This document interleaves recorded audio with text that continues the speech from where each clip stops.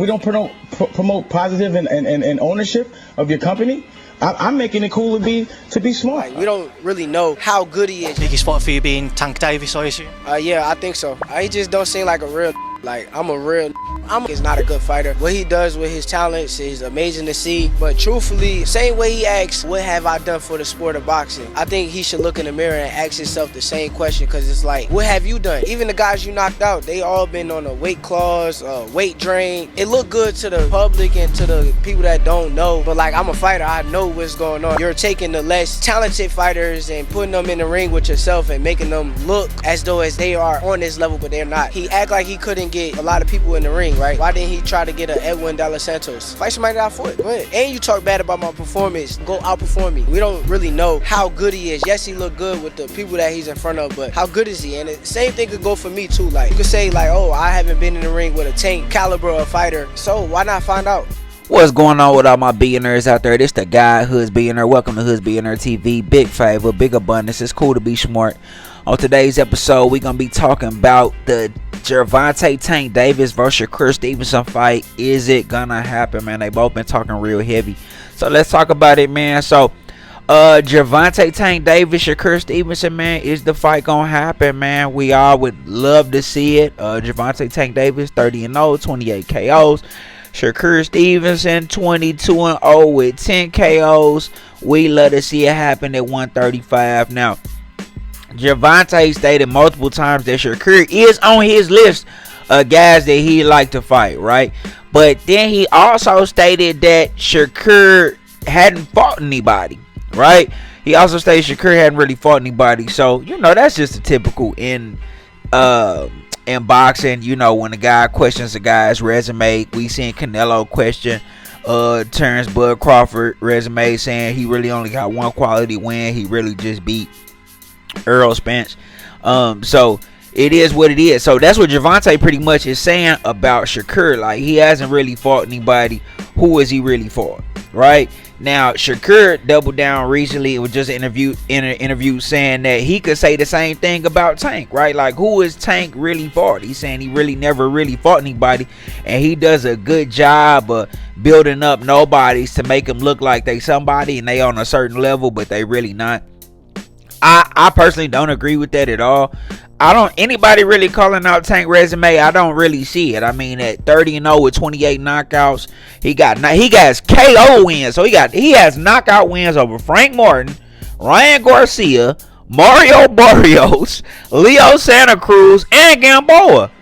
Like, that's pretty solid at 30-0. You know what I'm saying? Like, knockout victories. I didn't even throw in Rolly Romero. Like, I mean, come on, we talking about knockout victories over these are pretty high level fighters. You know what I'm saying? So, and I predict he's gonna have a KO win against Lamont Roach. Even though he's a little guy coming up, but Lamont Roach is a good fighter. I believe he gonna KO him too. I believe he gets KO. So, I mean, Tank really run 135, and he really could go up to 140. I mean, and run 140 if he really wanted to. You know what I'm saying? I really think any 135, 140, I think it really don't matter.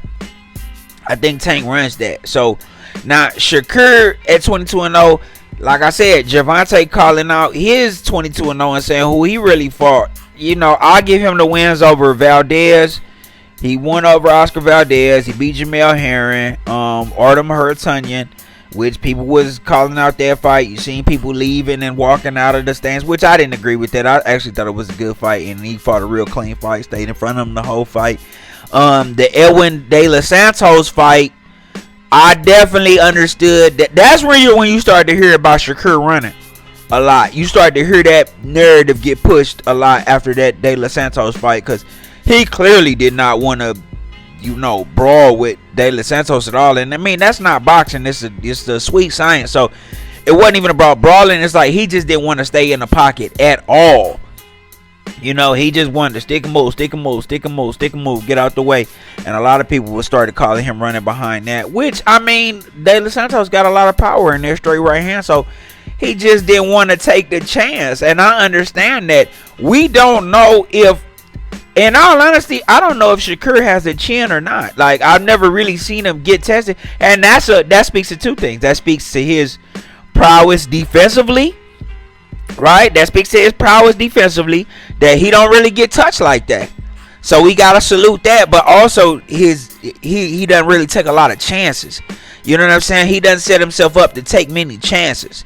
So I mean, that speaks to that also as well. You know, when we talk about some of the greater defensive fighters like a Floyd Mayweather, you know, type, we knew Floyd had a good chin.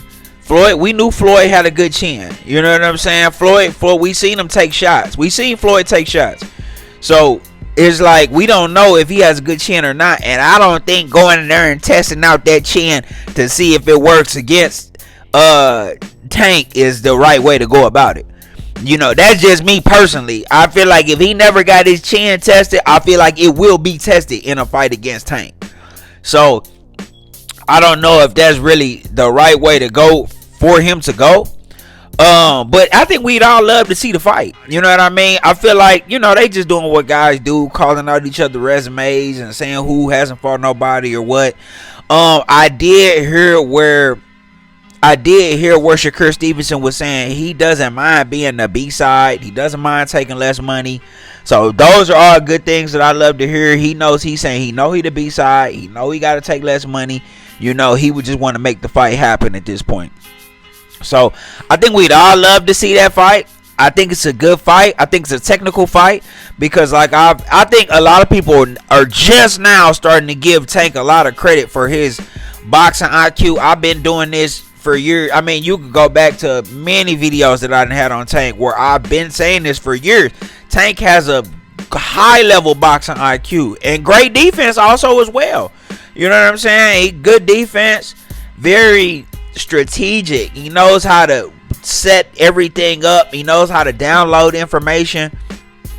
Tank he's an all-around great boxer. Good footwork, good head movement, good defense. I mean, he just really precise punching power. His hand-eye coordination is unmatched. So, I mean, I think it's a good fight. I think for a Shakur win, he would have to outbox Tank for 12 rounds. Like, outbox him. And not like running around. Because this is the thing about Tank where I don't think Shakur would be able to get away with that with Tank. Tank can stalk him for 12 straight rounds. Tank won't get tired of stalking him for 12 straight rounds. Like, he's going to walk him down for 12 straight rounds. Look how he did with Frank Martin. And Frank Martin ended up getting gassed. Right? Frank was doing a good job. Punching, moving, getting angles, getting in, getting out. Once he started getting tired, it's like Gervonta still kept walking him down. Like, I'm still going to keep walking you down. So I think that would play against him. He'd have to be in top tier peak shape. And he had to literally outbox him for 12 rounds, which I think that'd be hard to do. I think even if he turned it into that, I think Tank could win there. I think Tank could win if it just goes straight boxing. You know what I mean? But if it's, you know, that just gives to me Tank the advantage because I feel like it could go straight boxing or it could go, if it's knockout, only Tank could win that. Right? But like I said, the people want to see this fight. So hopefully they give it to us this year. I know, like I said, I know Tank got Lamont Roach coming up. And then I believe Shakur got, what was it, Floyd Schofield? I think Shakur got Floyd Schofield coming up. Kid Floyd. So those, you know, we'll see what those fights do. I predict both of them probably winning those fights. Even though the Kid Schofield fight, I think is going to be a better fight than I think. Even though he young, I love Schofield's tenacity. You know what I mean? I love his tenacity to be so young. So I think that only makes him better if he does lose. But we'll see what happens, man. But do y'all want to see the fight? Y'all let me know what y'all think, man. It's the guy who's being our big favor, big abundance. It's cool to be smart. HB the God, big hoods, big favor, big abundance. Don't forget to like, share, subscribe. Like, share, subscribe. This the guy who's being our big favor, big abundance. I'm gone.